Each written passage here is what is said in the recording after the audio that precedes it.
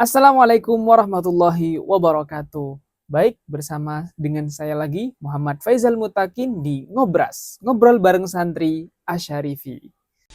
Asyarifi, Asyarifi, pesantren pilihan kita. Asyarifi, Asyarifi, untuk masa depan lebih cerah.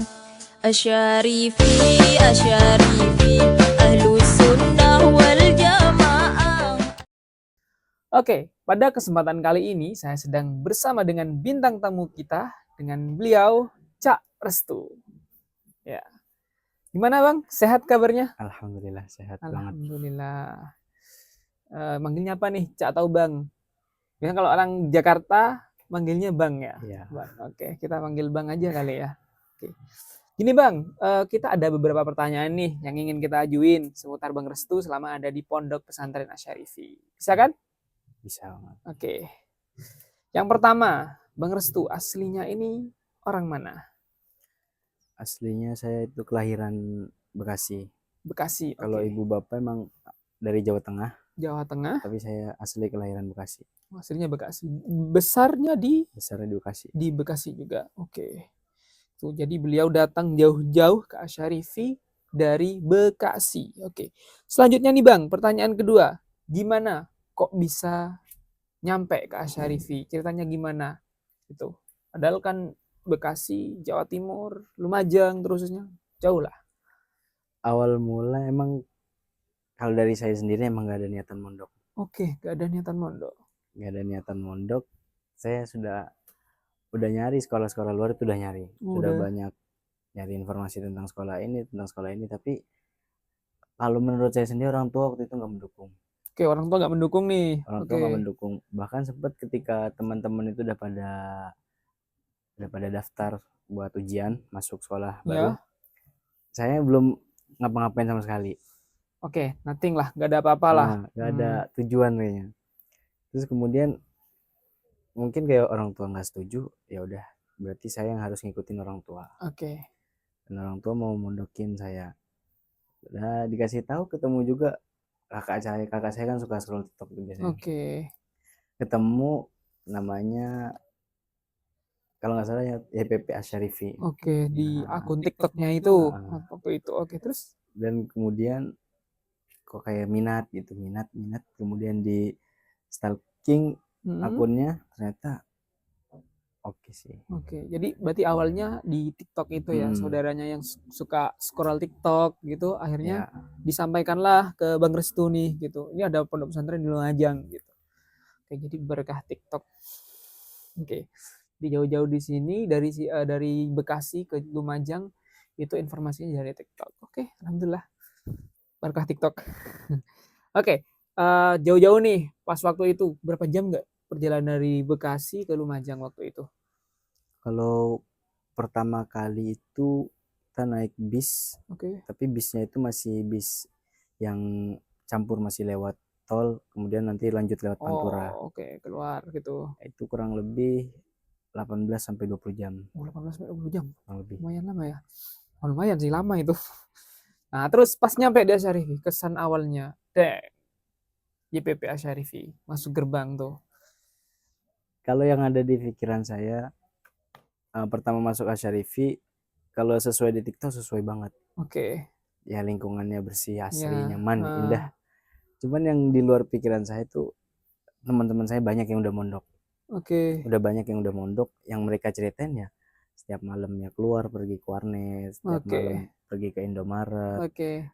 Ya ibaratnya kayak seperti ngekos aja. Oke, jadi pengalaman teman-teman nih gitu. Pengalaman teman-teman di rumah gitu. Cuman pas saya nyampe sini kosong dah. Nggak ada lagi pikiran Indomaret, nggak ada lagi pikiran warnet yang lain-lain, karena mau ke belakang pondok ada kebun sengon. Oke, kebun sengon, oke benar. Ya. Di utaranya dulu masih ada kebun kates. Oke, kebun kates. Pokoknya di sekeliling kebun, bahkan saya dulu nganggep kayak pondok ini mungkin ada di tengah-tengah hutan. Oke, gitu. Yang saya anggap dulu. Ya. Karena memang ada di desa gitu ya. Jadi jauh dengan kata-kata apa main warnet lah, terus keluar jalan-jalan lah. Jalan-jalan mau kemana? Jualannya gitu. Oke, berarti pas awal dateng nih kaget, yang awalnya teman-teman ngedoktrin, "Oh enak di pondok itu bisa keluar ini," Ah, sedangkan kita jauh dari hal itu gitu ya. Oke. Oke, tahun berapa itu? kalau nggak salah kurang lebih tahun 2020-an. 2020. Berarti 2020. sekarang 2025 sudah hampir Hampir 5 tahun. 5 tahun. Oke. Oke, pas awal mondok berarti sudah hampir 5 tahun sampai sekarang. Oke, FYI nih buat teman-teman. Jadi, Bang Restu ini beliau adalah wakil ketua pengurus Pondok Pesantren Asyarifi Pusat. Wis keren.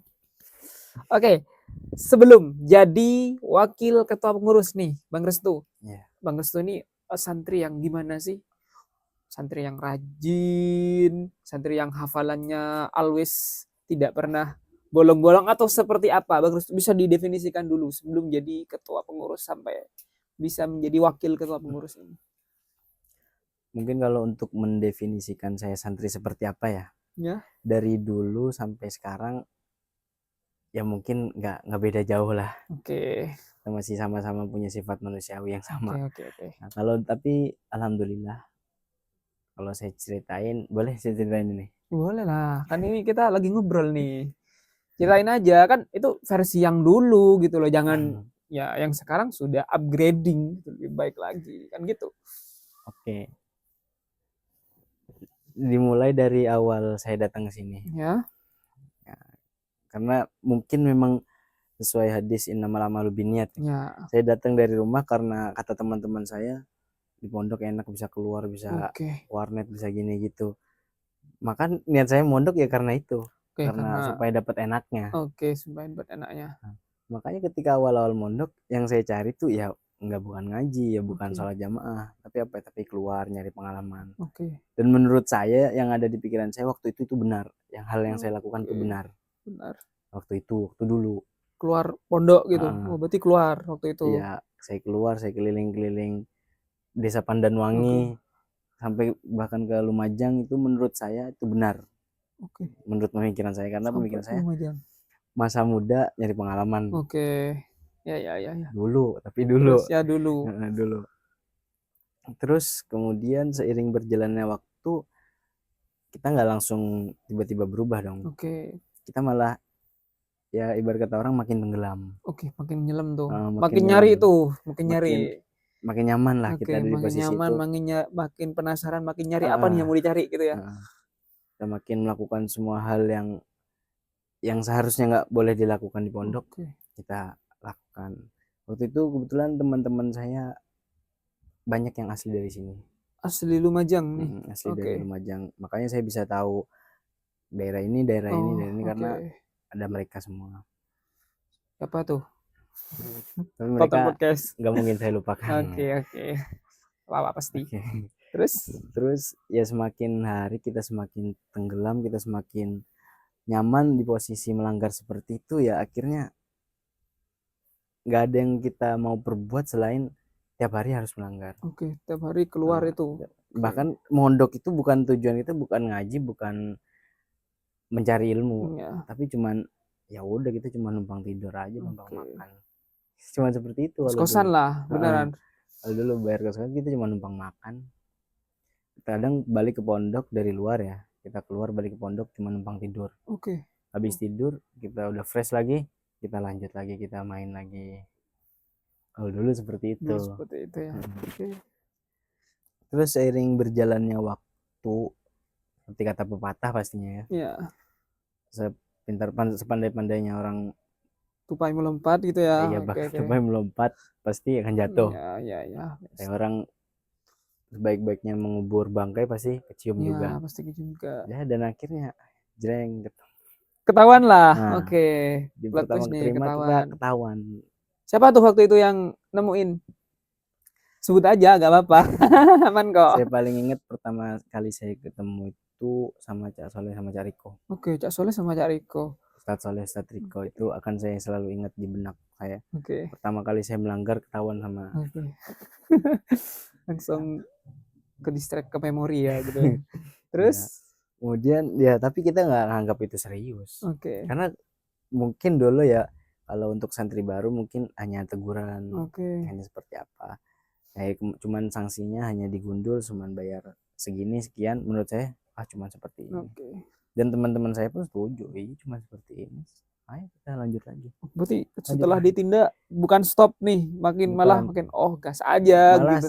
saya sama teman-teman tuh merasa kalau kita punya pengalaman. Oke. Oh ternyata harus begini supaya nggak ketahuan. Oh Harus kayak gini gitu. supaya Ada nggak tekniknya ketahuan. tuh Nah, gitu. kita dapat teknik Oke. baru caranya supaya nggak ketahuan. Terus Ya kita makin nyaman dong. Karena Oke. kita udah tahu caranya supaya nggak ketahuan, ya kita makin dalam lagi, kita makin Oke. dalam lagi. Bahkan saya itu nggak pernah ada di absen ngaji. Absen ngaji kan setiap ngaji itu kan di absen. Oke, di absen. Di absen, dan nama saya itu nggak ada di guru manapun. Oh, itu yang ngebikin aman-aman aja gitu. Oke. Terus Selama 1 semester ya. selama 1 1 semester. semester kalau di sekolah kan pasti ada. Oke, Tapi ada. kalau di pondok ketika ngaji sorogan, nama saya memang bersih, dari guru manapun nggak ada nama Oke, saya. nggak ada absen lah gitu namanya. Jadi nggak ada nama Aditya Restu Fauzi itu di tiap-tiap ustadz, nggak ada. Oke, aman lah, masih Makanya gak bakal dicari gitu. nggak bakal, siapa yang mau nyari. Iya, oke. Menurut saya ya udah, kita makin enak. Bahkan kita pernah nggak pulang sampai 2 hari, sehari 2 hari pernah. Sehari 2 hari nggak Kita pernah. keluar ke rumah teman-temannya itu Oke. yang asli Lumajang. Cuman ya balik lagi pasti, seperti kata pepatah, pasti kita ketemu lagi. Ketahuan tuh. Ketahuan lagi. Oke, ketahuan lagi. Kedua kali berarti ya? Kedua kali, dan sama dengan ustadz yang sama. Oke, dengan ustadz yang sama lagi ini. Dan itu menjadi, mungkin saya udah ditengerin lah. Ya, ditandain lah gitu. Saya udah ditandain sama Ustadz Soleh. Mulai ketahuan lah, kok nama kamu nggak ada di tempat ngaji ini baru. Kok bisa lolos? Akhirnya ketemulah teknik yang tadi. Oke, terus langsung sudah daftar, ada di daftar absen itu sudah ada. Kemudian selama seminggu 2 minggu saya jadi orang cakang lah ibaratnya. Jadi orang rajin. Perbaikan lah. Memperbaiki diri. Ya tujuan saya awalnya ya emang saya kayaknya harus berhenti seperti ini. Saya harus berhenti seperti ini. Tapi ya nggak lama pasti godaan setan itu kan kuat banget kayaknya. Ada, ayo keluar. Itu setan apa temen tuh? Oke. Ya gimana? Ayo keluar gitu temen nih. Cuman godaan seperti itu. Iya. Ayo keluar. Terus saya bilang, udah tobat saya. Udah sekali lagi, kapan lagi? Oke, saya menuruti. Ya sekali lagi. Sekali lagi aja nih. Ternyata sekalinya itu berlangsung sampai sebulan. Oke, sekali sampai sebulan. Sekali keterusan. Canduan gitu. Keluar itu. Ya nggak lama lagi, ya udah. Dulu kehidupan saya, yang saya pikir itu kayaknya saya setiap minggu ketahuan dah. Dan itu saya udah ikhlas. Oh biarin, kalau tahun kemarin besok juga ketahuan lagi. Ketahuan lagi. Karena nggak mikir saya kalau sampai pada akhirnya ketika saya melanggar yang mungkin sampai sudah terlalu berlebihan, sudah terlalu banyak kali saya melanggar, ada ancaman saya itu ingin dikeluarkan. Oke, ancaman waktu itu pelanggaran yang cukup berat mungkin ya. Selain berat, mungkin sudah kebanyakan, seringan seperti itu. Saya diancam keluar dari pondok. Baru saya berpikir, masa saya mau lanjutin seperti ini terus? Cuman itu aja di pikiran saya, masa saya mau lanjutin seperti ini terus?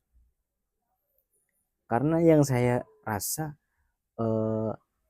jalan berpikirnya waktu itu anak-anak asli sini dengan pikiran saya sendiri sudah itu beda. Yang saya pikir itu beda. Yang mereka pikir, wah gampang, kalau keluar tinggal ngarit. Kata mereka, tinggal ngarit gitu ya, simpel itu.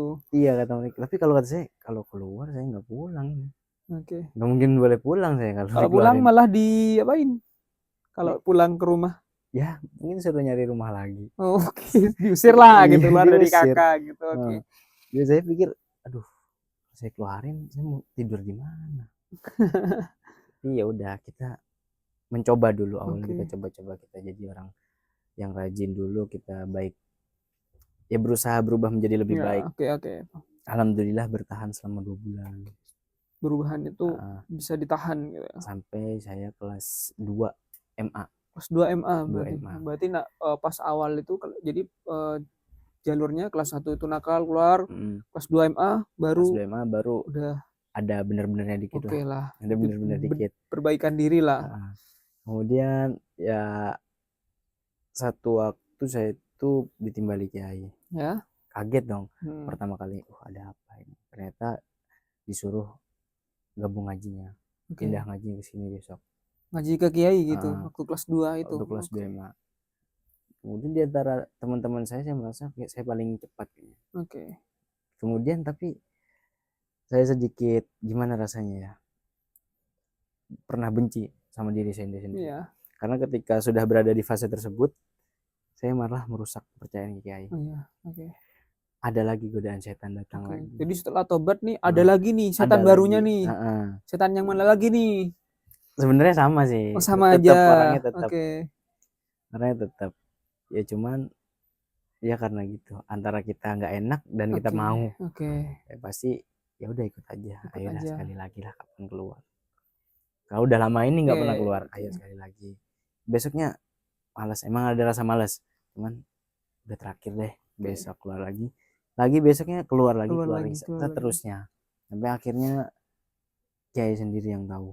Kiai sendiri, berarti kiai langsung, bukan Cak Soleh lagi nih? Bukan. Kiai langsung. Karena nggak ada waktu itu di tempat ngaji itu nggak ada. Kiai nyari mana terus sakit disamperin kamar nggak ada. Pertama timbul pertanyaan dong. Kemudian malam-malamnya saya ditimbali. Aduh, saya udah firasat. Aduh, ini kayaknya gara-gara ngaji nggak ada ini. Saya ke depan rumah, benar langsung par. Disangui lah. Karena mungkin udah tengar banget, udah tengar. Kalau anak ini nggak ada pasti melanggar, gitu. Makanya dan udah dari mana? Sakit di mana? Di kamar nggak ada. Diam, saya nggak bisa ngomong apa-apa. Karena langsung dicek langsung. Ya udah.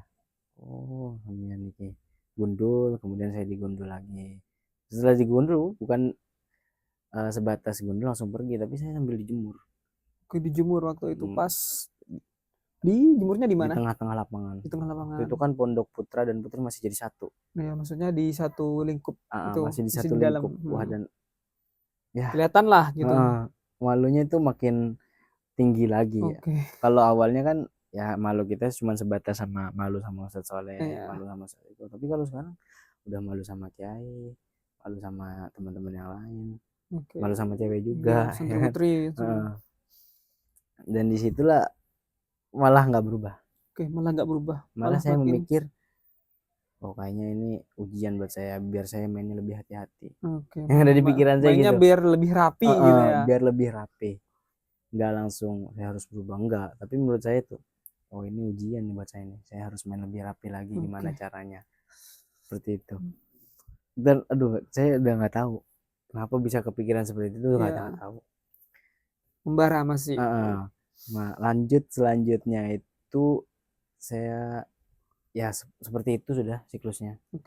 Setiap hari melanggar. Pokoknya yang hari saya tengerin itu hari Kamis dan Jumat. Pokoknya setiap hari Kamis Jumat itu pasti saya ada aja masalah. Bukan mengatakan hari Kamis atau Jumat buruk ya. Tapi pokoknya yang saya dengerin antara Kamis dan Jumat saya harus lebih hati-hati. Nah, karena seringnya saya ketahuan itu hari Kamis atau Jumat. Terus berlanjut ya seperti itu siklusnya sampai akhirnya saya bosan sendiri. Ada di fase dimana udah capek dan bosan ya. Saya udah capek. Saya terusin kalau diterusin kayak gini, mondok dapat apa kira-kira? Kalau ngaji pun cuman dengar pun nggak masuk. Dengar pun nggak masuk. Saya kira-kira mau dapat apa ya? Saya berpikir keras. Kemudian saya mulai berubah. Tidak langsung semua. Saya berubah dari di pondok dulu. Di pondok saya mulai ikut ngaji sorogan. Saya mulai aktif lah ikut kegiatan. Mulai lebih serius lagi nih gitu. Lebih serius. Tapi minusnya di sekolah saya nggak pernah masuk. Berarti yang di pondok udah stabil nih, udah mulai fokus, tinggal di sekolah udah nggak karuan. Gitu. Nah, yang sekolah gantian saya nggak pernah masuk di sekolah. Sampai ada guru bahasa Arab, saya ingat itu absen saya nggak pernah ada selama 1 semester. Selama 1 semester. Karena teman saya bilangnya udah pindah sekolah. Teman saya bilangnya udah pindah Temennya sekolah. sih itu. Heeh. Padahal saya masih ada, cuman kalau pelajarannya beliau saya nggak pernah masuk. Oke. Karena kalau Santri Syarifit pasti tahu ketika jam terakhir itu malasnya seperti apa. Oke. Malas banget pasti sudah. Udah Kalau udah ngantuk. tiduran, Ya. nah bablas Oke, itu. oke, Dan oke. itu pasti setiap pelajaran bahasa Arab. Sampai 1 semester nggak ada laporannya, akhirnya guru tersebut lapor ke Gusmat. Oke, lapor langsung ke Gusmat. Oke. Ya kayak konfirmasi, apa benar murid ini udah pindah sekolah atau nggak ada. Loh, kata siapa? Ketemu lagi. Oke. Dan langsung ketika itu juga kumpulan seluruh santri yang dibicarakan bukan siapa ya saya. Oke. Jadi di depan teman-teman Ah, nih, satu pondok nih. benar tidak tertampar secara fisik tapi tertampar secara Wih, hati. batin lah. Batinnya, Oke. aduh tampar saya malu banget. Malu banget tuh satu Ah, pondok. udah diancam lagi ketika itu, kalau nggak niat mondok gak usah kesini, Oke. pulang wis, kalau mau saya enaknya sendiri pulang. Terus saya tertampar kan, Iya. aduh iya, saya di sini cuma numpang ya, baru mulai kepikiran, Iya, oh saya oke. di sini cuma numpang ya, masa mau nyusahin orang. Dan itu berlanjut sampai akhir akhir kita mau naik ujian kelas 3. Oke, naik ujian kelas Saya 3. mulai memperbaiki niat. Oke, jadi bener-bener itu ya. Memperbaiki niat, tapi belum naik kelas 3 ya, Ya. ada lagi hambatannya, ini masalah wanita lagi. Oke, jadi ini yang hot sih. Ya, oke. Jadi ada problem lagi di circle pondok, di pondok selesai, kemudian di sekolah sudah kembali normal, tertampar di kelas 2 semester akhir sampai naik kelas 3. Ini ada masalah baru, syaiton baru ini. Ya, itu gimana tuh? Ya akhirnya saya nggak tahu kenapa bisa tiba-tiba mengenal yang namanya cinta. Oke. Wah, Sebenarnya berat nih. kalau cinta itu kan pasti dimiliki sama semua orang. Iya, pasti. Dan yang salahnya saya, kenapa harus saya ungkapin ketika waktunya masih seperti ini. Oke. Dan itu menjadi masalah buat saya. Oke. Ya karena ya di setiap pondok lah mana ada yang ngebolehan Iya, pacaran. pasti nggak Nggak boleh. Jangankan di pondok, menurut agama pun nggak boleh. Oke. Saya nggak mikir sampai ke situ, saya nggak mikir. Yang saya pikirnya cuma gimana rasanya, apa perasaan saya ini bisa diungkapkan Oke. gitu. Yang saya pikir cuma itu. Kemudian ya sudah, perasaan itu sudah terungkap dan kita sama-sama mau. Oke, Dan sama-sama fix nih gitu. terjadilah menyala. Oke, menyala api-api cinta lah di situ. Menyala, kita bermain api-api Oke cinta. lah. Ya benar kata orang, kalau bermain api kan berbahaya. Iya, bahaya sih. Dan langsung kena lagi. Kebakar tuh. Kebakar, kita udah jadi arang, bukan arang, udah jadi abu. Oke, ketika jadi itu abu. Oke. saya kena, yang cewek kena. Kena juga. Dan ketika itu pas ceweknya wisuda lulus, jadi tuaan dia daripada saya. Oh, lebih senior nih. tuaan ceweknya daripada saya. Terus sudah, ya pokoknya sama-sama kita dikeluarkan. Oke. Waktu itu kita sama-sama dikeluarkan. Keluarkan dari pondok. Dari pondok. Oke. Mungkin dari keluarga dalam waktu itu udah nggak ada toleransi. Oke. Ya Udah saya emang bener-bener drop out lah. Saya kembali ke rumah dengan perasaan ya sama seperti awal-awal itu. Iya. Kira-kira saya nyampe di rumah dia Gimana ya? Kira-kira berapa kali pukul ya? Oke. Kira-kira berapa tas yang disiapin ya? Udah, yang saya pikir cuma gitu doang. Tapi nyampe ke rumah, alhamdulillah orang tua saya masih bisa menyambut dengan hangat. Kenapa bisa kejadian seperti ini? Kenapa? Masih bertanya dengan baik. Alhamdulillah, kata saya. Sudah saya jelasin. Terus pokoknya perkataan terakhir orang tua saya, masih mau balik. Pertanyaan lah, masih mau balik gitu. Ya jelas di pikiran saya kan malu. Oke. Di perasaan saya cuma malu. Masa saya udah dikeluarin mau balik lagi? Nah, itu. Nah, ibaratnya kayak orang diusir dari rumah terus tiba-tiba pulang. Balik lagi gitu. Balik lagi. Kan malu. Tapi yang ada di pikiran saya waktu itu cuman, iyalah tanggung, saya mau balik karena udah kelas 3. Oke. Yang di pikiran saya cuman itu, bukan balik karena ini begini, cuman satu, tanggung, saya udah kelas 3. Oke. Kalau nyari sekolahan lagi ruwet lagi. Oke. Ya Panjang udah. lagi tuh. Dan ketika balik itu saya mulai belajar mendengarkan pesan-pesan orang tua. Oke. Kata orang tua, kurangi melanggar, perbaiki diri, jaga sholat, terus Oke. ya pokoknya nasihat-nasihat kebaikan Ya, pasti orang tua berikan kan. Saya mulai mendengarkan dan saya mulai menjalankan. Ketika itu saya kan sudah pindah ke sini kayaknya, sudah pindah ke bangunan baru. Oke, sudah. Ya. Sudah pindah ke bangunan baru, gedung baru, semangat baru nih katanya. Oke. Semangat baru, jangan sampai saya jadikan ladang melanggar baru lagi. Ya. Saya harus berubah total di sini.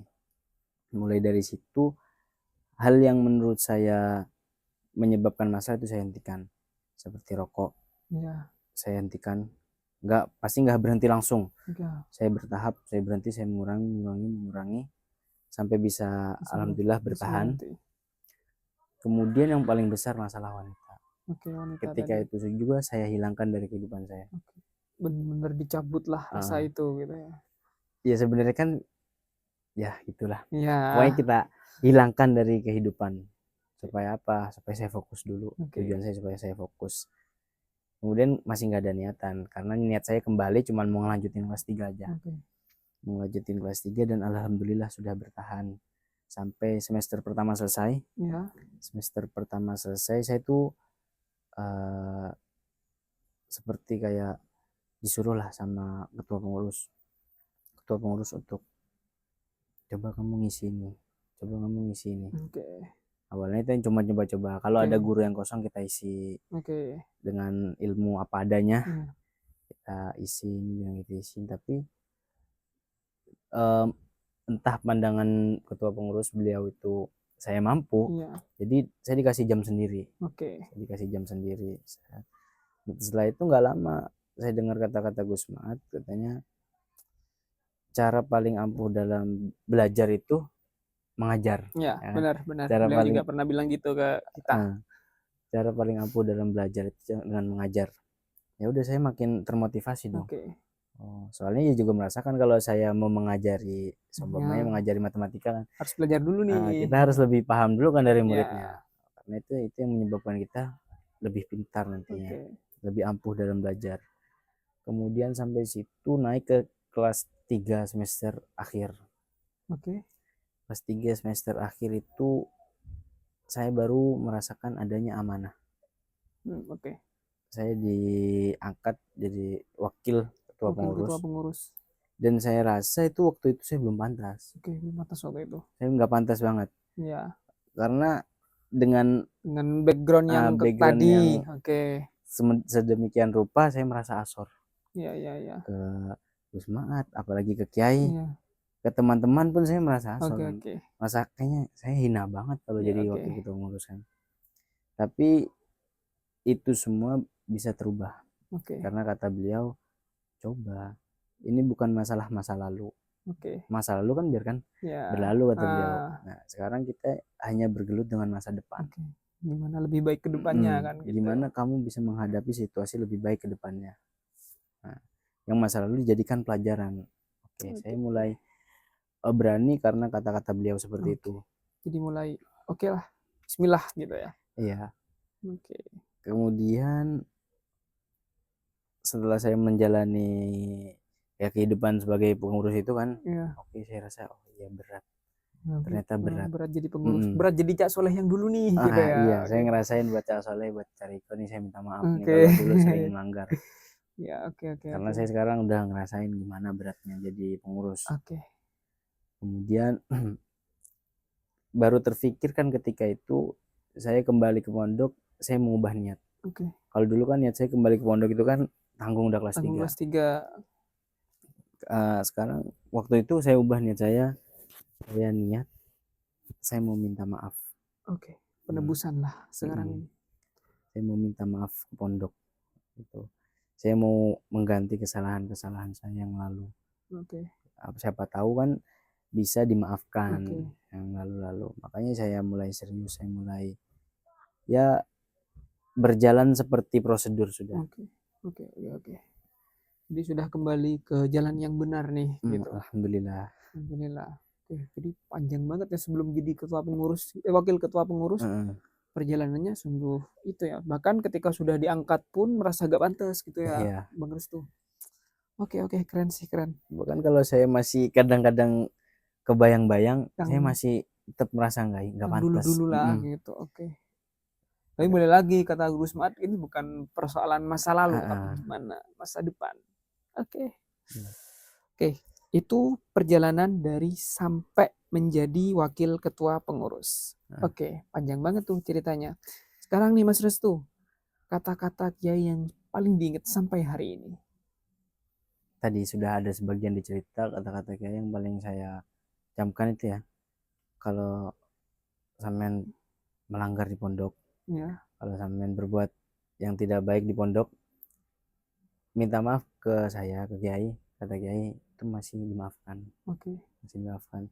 Tapi kalau sampean berbuat melanggar di pondok, buat salah ke pondok, gimana caranya sampean minta maaf ke pondok?